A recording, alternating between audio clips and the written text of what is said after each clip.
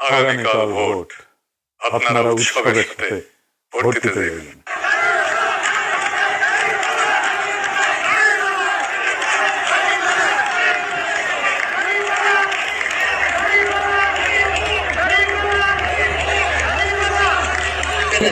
অবশ্যই দাঁড়িপাল্লা। ইয়েস, কসবা। হ্যাঁ, অনেক ভালো।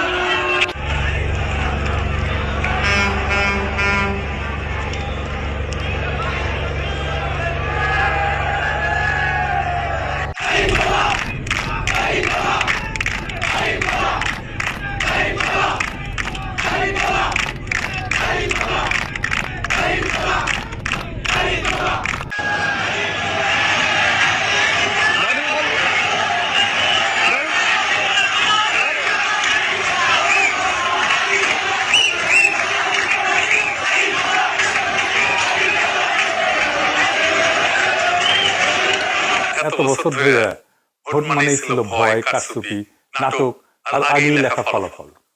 কিন্তু কালকের ভোট আলাদা। এই ভোট কোনো দল বাঁচানোর ভোট না, এই ভোট কোনো নেতার মুখ বাঁচানোর ভোট না, এই ভোট আপনার জীবনের হিসাব চাওয়ার ভোট। আগামীকাল থেকে শুরু হবে বাংলাদেশের এক নতুন অধ্যায়, এক নতুন কাল পর্ব। এই বাংলাদেশে কি হবে সেটা বলার আগে আমি আপনাদেরকে একটা কবিতার কিছু অংশ শোনাই। কবিতাটা অনেকেই শুনছেন, সুনীল গঙ্গোপাধ্যায়ের লেখা। নাম হইতেছে কেউ কথা রাখেনি। আমি মাঝখান থেকে পড়তেছি।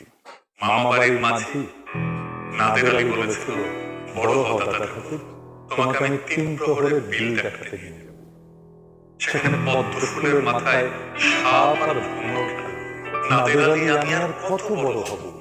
আমার মাথায় ঘরের ছাদ ফুলে আকাশ স্পর্শ করলে তারপর তুমি আমায় 3 প্রহরের বিল দেখাবে। একটাও রয়্যাল বলে কিনতে পারিনি কখনো। লাঠি লজেন্স দেখিয়ে দেখিয়ে ছুটেছে লস্কর বাড়ির ছেলেরা। ভিখিরির মতো চৌধুরীদের গেটে দাঁড়িয়ে দেখেছি ভিতরে রাস উৎসব। অবিরল রঙের ধারার মধ্যে সুবর্ণ কঙ্কন করা ফর্সা রমণীরা কত রকম আমোদে হেসেছে। আমার দিকে তারা ফিরে যায়। বাবা আমার কাজ ছুঁয়ে বলেছিলেন, দেখিস একদিন আমরাও। বাবা এখন অন্য। আমাদের দেখা হয়নি কিছুই। সেই রয়্যাল বিলি, সেই লাঠি লজেন্স, সেই রাস উৎসব আমি কেউ ফিরিয়ে দেবে না। আপনি কই বাচ্চাটা না যে একটা রয়্যাল বিলি কিনতে পারেনি শৈশবে? আপনি কই শিশুটা না যাকে দেখিয়ে দেখে লেবেন চুষ খেয়েছে লস্কর বাড়ির ছেলেরা? আপনি কি সেই কিশোরটা না যে ভিখিরির মতো চৌধুরীদের বাড়ির গেটে দাঁড়িয়ে দেখেছে ভিতরের উৎসব, কেউ আপনার দিকে ফিরেও তাকায়নি? আপনি কি সেই কিশোরটা না যার কাঁধে আপনার অক্ষম দরিদ্র বাবা হাত রেখে পরম মমতায় বলেছিল, দেখিস একদিন আমরাও? আপনি তো সেই যার দেখা হয়নি কিছুই, কোন স্বপ্নই পূরণ হয়নি। আপনি তো জানেন আমাদের স্বপ্ন পূরণ হওয়া না। আজকে আপনি কি সেই পিতা না যে ঠিক আপনার বাবার মতোই আপনার সন্তানের একটা সামান্য আবদার পূরণ করতে পারছেন না? আপনার স্ত্রীর জন্য একটা শাড়ি উৎসবে, অন্য কখনো না। সন্তানের জন্য কাপড় জুতা উৎসবে, অন্য সময় না, সব সময় না। কিনে দিতে পারছেন না। অসুখে চিকিৎসা, স্কুলের বেতন, বাসার ভাড়া, সপ্তাহান্তে একটু মাছ বা মাংস তুলে দিতে পারছেন। আমরা অধিকাংশই পারি না। এটা কোনো জীবন। আমাদের বাবা মায়েরা একটা বাচ্চাকে মাদ্রাসায় দেয়। কেন দেয় জানেন? অনেক কারণ আছে, কিন্তু একটা বড় কারণ, তারা জানে তার ইহজগতে সে সুখ পায়নি, শান্তি পায়নি। পরজগতেও যদি একটু শান্তি পায়, খোদা তাআলা যদি রহম করেন, তাহলে বেহেশতে যদি জায়গা দেন। কিন্তু কিভাবে দিবেন? জীবনে তো কোনো সওয়াব অর্জন করতে পারেনি সে, সে তো গুনাহগার।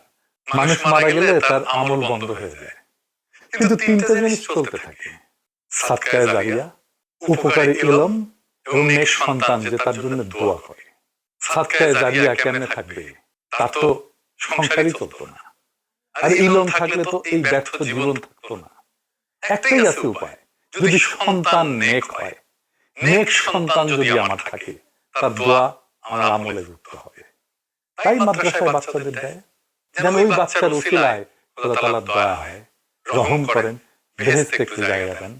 আপনি এই জগতে তার একটা মর্যাদার জীবন নিশ্চিত করতে পারলেন না, তার জীবনে ন্যায় ইনসাফ দিলেন না, আপনার জুডিশিয়ারি করাপ্ট, টাকা দিয়ে রায় কেনা যায়, আপনার আমলাতন্ত্র দুর্বিনীত, আপনার পুলিশ নির্মম, আপনার রাষ্ট্র অন্ধ, তাকে আপনি কিছুই দিতে পারেন না। আবার তার আল্লাহ খোদা, যার কথা চিন্তা করে ইহজগতের যন্ত্রণা সে সহ্য করে, তারে আপনি কায়দা নিতে চান কেন? বাইরে কোন অধিকারে, কোন সাহসে নিতে চান?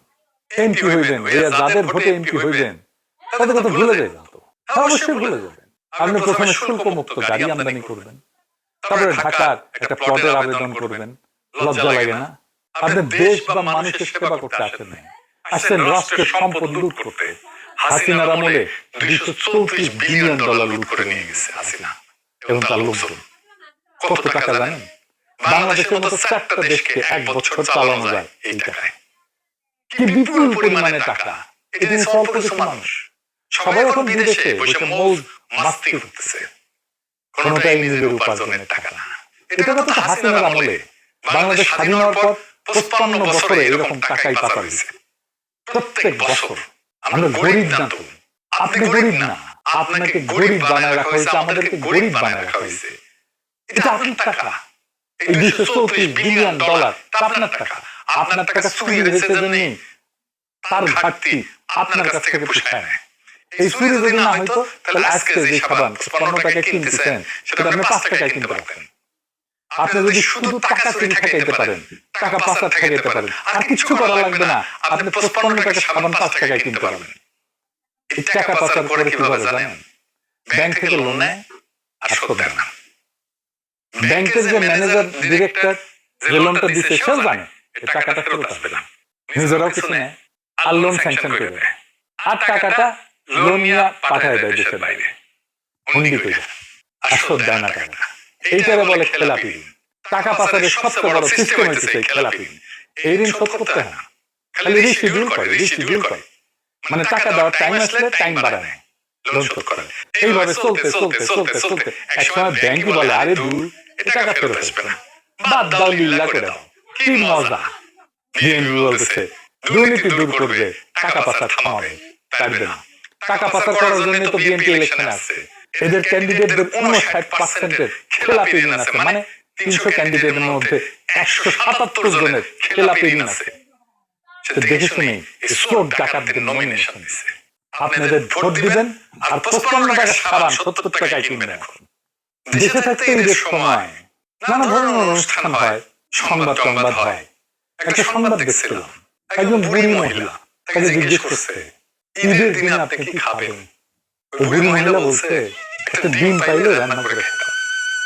এইটা আমাদের দেশের মানুষ, আর এই দেশের মানুষের টাকা চুরি করে, এই দেশের মানুষের টাকায় ফুটানি করে। তো বিএনপি না আসলে তাহলে কি হবে? দেশের মানুষের টাকায় ফুটানি করে, তো বিএনপি না আসলে তাহলে কি হবে? জামাত এনসিপি সিস্টেমের মধ্যে নাই, তাদের দলে স্টোর নাই, তাদের ক্যান্ডিডেটদের মধ্যে খেলাপি ঋণ নেওয়ার লোক নাই, তারা ক্ষমতাতে ছিল না, তাদের বিরুদ্ধে লুটপাটের কোনো ইতিহাস নাই, তারা পারফেক্ট না আমি জানি, কিন্তু তারা ক্লিন, পরিষ্কার এই রাষ্ট্রকে গড়ে তোলার যে পরিস্থিতি তাদের, তার মধ্যে কোনো খাদ নাই, এই প্রতিশ্রুতির মধ্যে কোনো প্রতারণা নাই।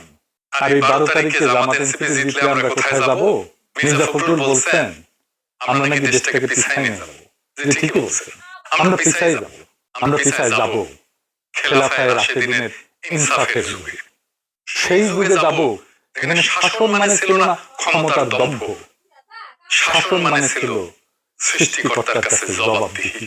আমরা যাব সেই শাসনের দিকে যেখানে আমির রাতের অন্ধকারে শহরে ঘুরে বেড়াইতেন, নিজে কাঁধে খাবারের বস্তা তুলে নিতেন, খুঁজে খুঁজে দেখতেন কোথাও কোনো মা, কোনো শিশু না খেয়ে আছে কিনা, কোথাও কোনো শিশু অনাহারে কাঁদতেছে কিনা।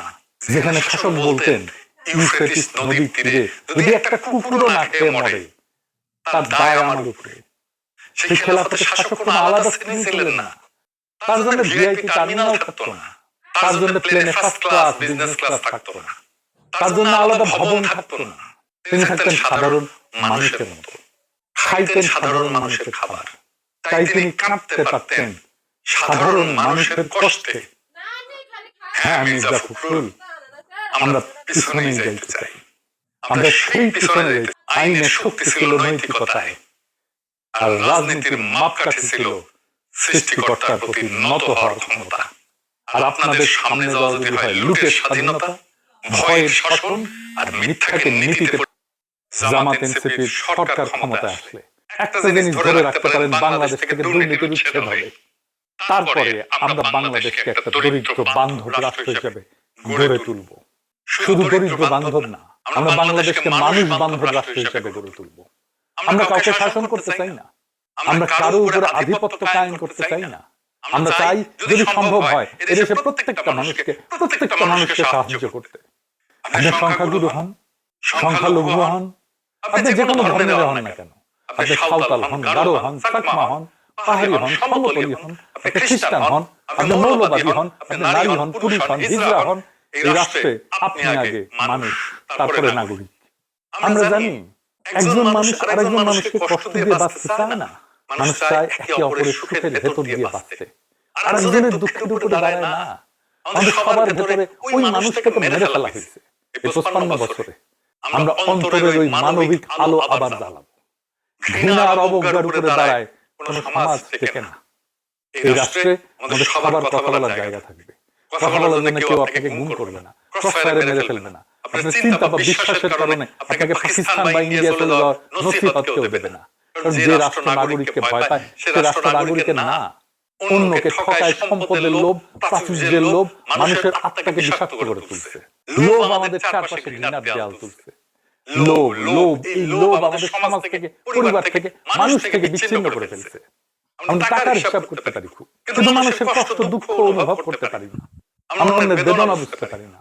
আমাদের সমৃদ্ধির চাইতে বেশি দরকার মানবিকতা, চাতুর্যের চাইতে বেশি দরকার দয়া, কঠোরতার চাইতে বেশি দরকার কোমলতা। আর এই গুণগুলো না থাকলে জীবন সহিংস হয়ে ওঠে। আর ঠিক তখনই এইভাবে সবকিছু হারায় যায়, স্বপ্ন হারায়, কল্পনা হারায়, অন্যকে সাহায্য করার মনটা হারায়। আর আমরা মানুষ থাকি না, জিন্দা লাশ হয়ে যাই। এই দেশে সবার জন্য জায়গা আছে, এই দেশের মাটি এতটাই উর্বর সবাইকে খাওয়ানোর জন্য পর্যাপ্ত শস্য উৎপাদন করতে পারে, যদি আমরা সঠিক পথটা খুঁজে পাই। জনগণের যে ক্ষমতা কেড়ে নিয়েছিল হাসিনা, এইবার সেই ক্ষমতা জনগণের হাতে ফিরাই দিতে হবে আমাদেরকে। আমরা বাঙালি নাকি বাংলাদেশি এই কুটতর্কে কাউকে আটকে রাখা হবে না। আমরা সবাই হব বর্ণ, গোত্র, জেন্ডার বৈষম্য মুক্ত বাংলাদেশ নামের এক অগ্রসর আধুনিক রাষ্ট্রের গর্বিত নাগরিক। এবং প্রত্যেকে হবে সমান নাগরিক, কেউ কারো চেয়ে ছোট না, কেউ কারো চেয়ে বড় না, সমমর্যাদা সম্পন্ন নাগরিক। হিন্দু, মুসলমান, বৌদ্ধ, খ্রিস্টান, পাহাড়ি, আদিবাসী কেউ পরিচয়ের আড়ালে দাঁড়ায় নিজের অধিকার চাইবে না। কারণ অধিকার ভিক্ষা না, অধিকার জন্মগত। রাষ্ট্র আপনার ধর্ম পালনের অধিকার নিশ্চিত করবে, কিন্তু রাষ্ট্র কোন ধর্ম পরিচয়ের কারণে কারো উপরে বৈষম্য করবে না। আপনাকে মসজিদে ঢুকে কেউ পিটাবে না, আপনার মন্দিরের বিগ্রহ কেউ ভেঙে দেবে না। রাষ্ট্র তো কোনো দেবতা না, রাষ্ট্র মানুষের তৈরি। এই রাষ্ট্রকে কোনো রাষ্ট্রীয় প্রতিষ্ঠানকে দানব হয়ে উঠতে দেওয়া যাবে না।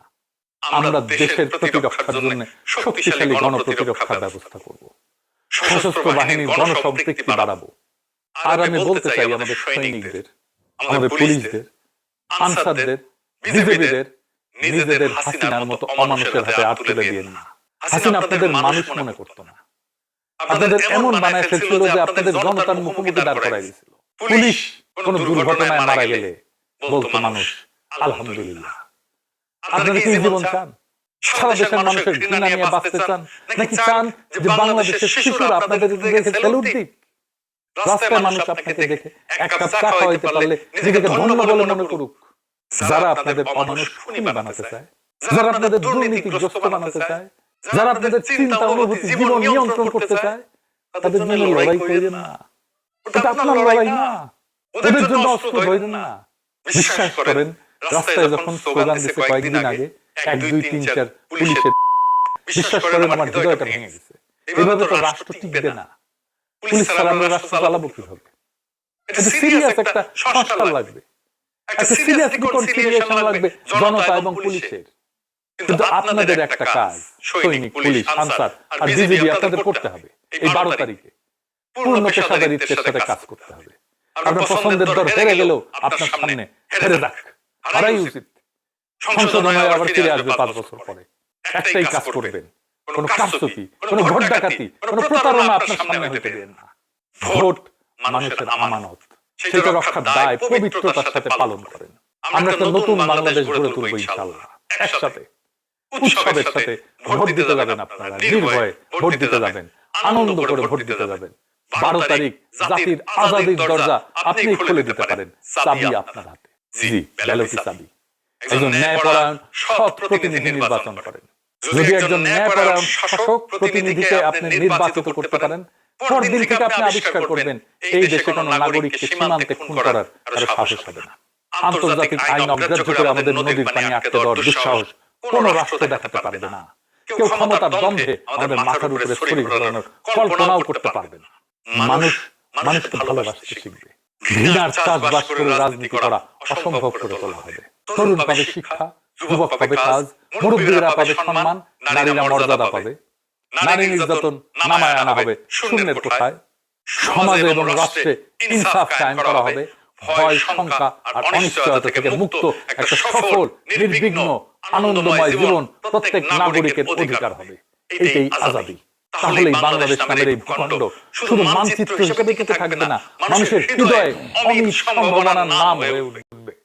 আসেন 1971-এর স্বাধীনতার ঘোষণাপত্রের অমর 3 নীতি, সাম্য, মানব সত্তার মর্যাদা আর ইনসাফের ভিত্তিতে একটা নতুন বাংলাদেশ গড়ার জন্য একত্র হই। যে রাষ্ট্র আমাদেরকে গড়তে দেওয়া হয়নি 55 বছরে, সেই রাষ্ট্র গড়ার সুযোগ আজ আমাদের সামনে। আজাদীর বাংলাদেশ আজ আমাদের খুব কাছে। এই আজাদীর মানে কোনো পতাকা না, এই আজাদীর মানে কোনো দলের জয় না। এই আজাদীর মানে একজন মানুষ আরেকজন মানুষকে ভয় না পাওয়া। আজাদীর মানে একজন বাবা তার সন্তানের চোখে চোখ রেখে বলতে পারবে, আমি চেষ্টা করছি, আমরা চেষ্টা করছি। আজাদীর মানে একজন মা আর আল্লাহর কাছে কাঁদতে কাঁদতে বলবে না, হে আল্লাহ, ইহজগতে শান্তি দাও নাই, পরজগতে দিও। আজাদীর মানে এই রাষ্ট্র আর দরিদ্র মানুষের কাছে পা দিয়ে দাঁড়ায় দানব হয়ে উঠবে না। রাষ্ট্র হবে মানুষের আশ্রয়, রাষ্ট্র হবে মানুষের আমানত। আমরা অনেক কিছু হারাইছি, স্বপ্ন হারাইছি, বিশ্বাস হারাইছি, একজন আরেকজনকে ভালোবাসার ক্ষমতাও হারাইছি। কিন্তু আজও একটা জিনিস আমাদের হাতে আছে, সেটা ভোট। এই ভোট কোনো কাগজ না, এই ভোট কোনো মূল্যহীন জিনিস না। এই ভোট আপনার সন্তানের ভবিষ্যৎ, এই ভোট আপনার বাবার অপূর্ণ স্বপ্ন, এই ভোট আপনার মায়ের নীরব কান্না। 12 তারিখ আপনি যখন ব্যালট হাতে নেবেন, মনে রাখবেন আপনি শুধু একজন প্রতিনিধি বাঁচতেছেন না, আপনি ঠিক করতেছেন এই দেশের মানুষ মানুষে বাঁচবে নাকি সংখ্যায় পরিণত হবে। আপনি চাইলে ভয়কে জিততে দিতে পারেন, আপনি চাইলে লুটেরাদের আরেকবার সুযোগ করে দিতে পারেন, আর আপনি চাইলে ইনসাফকে একবার সুযোগ করে দিতে পারেন। আজাদীর দরজা আমাদের জন্য কখনোই খোলেনি। আর সেই দরজার চাবি আপনার হাতে। আপনি সেই দরজার সামনে দাঁড়ায় উৎসবের সাথে ভোট দিতে যান, ভয়কে বাড়িতে রেখে ভোট দিতে যান, মাথা উঁচু করে ভোট দিতে যান, যেন একদিন আমাদের সন্তানেরা বলতে পারে আমাদের বাবা মায়েরা চুপ থাকেনি, তারা মাথা উঁচু করে দাঁড়াইছিল, তারা বেছে নিয়েছিল ইনসাফ। মহান সৃষ্টিকর্তা আমাদের এই অসমাপ্ত কাজ সম্পন্ন করার তৌফিক দিন। ইনকিলাব জিন্দাবাদ, আজাদী জিন্দাবাদ।